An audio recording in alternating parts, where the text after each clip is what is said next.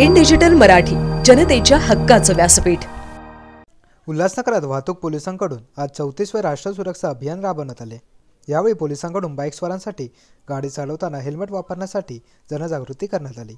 यावेळी ज्या नागरिकांनी हेल्मेट घातले होते त्यांचा सत्कार करण्यात आला व ज्यांनी हेल्मेट घातले नव्हते त्यांचा पुष्पगुच्छ देऊन गांधीगिरीच्या माध्यमातून त्यांना हेल्मेट घालण्यासाठी जनजागृती करण्यात आली। 34व्या रस्ता सुरक्षा सप्ताहानिमित्तानं आज आम्ही महाराज नाक्यावर आपल्या उल्हासनगरच्या हद्दीमध्ये विदाऊट हेल्मेट जे आहेत त्यांना थांबून एकत्र गोळा करून त्यांना हेल्मेटचं महत्त्व पटवून सांगितलं।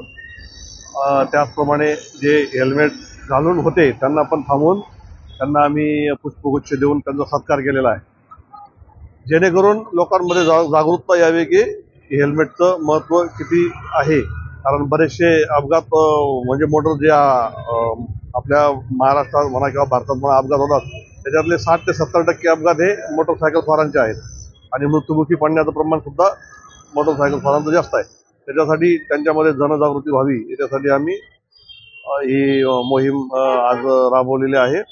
मी आपल्या मार्फतीने सर्वांना विनंती करेल की आपण हेल्मेट वापरणे तसेच इतर जे वाहतुकीचे नियम असतील ते तंतोतंत पालन करावं। वाहतुकीची साक्षरता सर्वांमध्ये यावी ही मी या निमित्तानं सर्वांना आवाहन करतो।